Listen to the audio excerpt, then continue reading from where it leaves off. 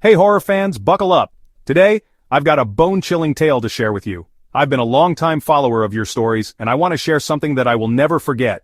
A night so terrifying, we could barely move from fear. I was only 8 years old when my family moved into a house in the mountains. One of my father's friends had asked him to look after his farm there, so we agreed to stay in the house temporarily. At first, everything seemed fine. Nothing strange happened in the beginning, but as the days went by, we started to feel a presence. Something we couldn't explain. Then came that night. The night I'll never forget. My father suddenly woke up to the sound of a baby crying. It wasn't a normal cry, it was sharp, agonizing, like the baby was in pain or pleading for help. It was so loud it felt like the sound was coming from right outside our room. My mother and I looked at each other in alarm. "Do we even have neighbors with a baby nearby?" she asked. We didn't.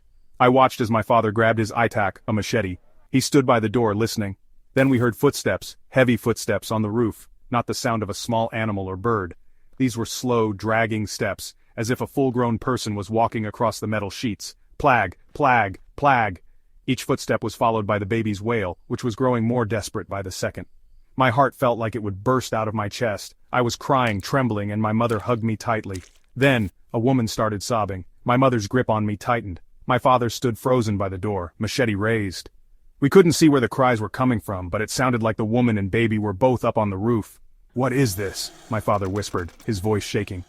Out of panic, he began striking the windows and walls with his itak, as if trying to scare off whatever was there, but his hands were trembling. Then suddenly, silence. The crying stopped, the footsteps vanished, but the world outside, it was unnaturally still. No sound of insects, no wind, nothing. As if the whole place had stopped. We all stared at each other, even my father wasn't moving. We were all waiting, terrified of what would happen next. Then I felt something cold brush the back of my neck, so cold, like someone was standing right behind me. We scrambled to one corner of the house. I was crying so loudly, but my father didn't seem to notice. His eyes were fixed on something on the ceiling. I looked too. There she was, a woman hanging from the ceiling. Her head hung low, neck soaked in blood, long hair draped over her face. Her arms were extended forward, fingers curled like she was reaching for my father. Her body swayed gently in the air like a pendulum. I shut my eyes. I couldn't take it anymore. Then I heard my mother scream. My father cursed and pulled us both up.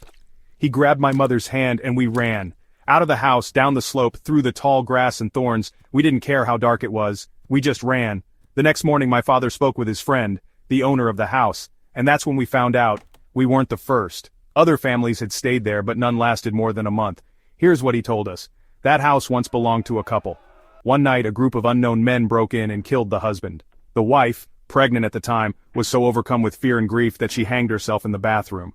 Both mother and child died in that house, and until now, they haven't found peace. We never went back after that. To this day, whenever I hear a baby cry, I remember that night, that scream, that woman, that house. I don't know if anyone else will ever be able to live there. But one thing's for sure, that place is cursed.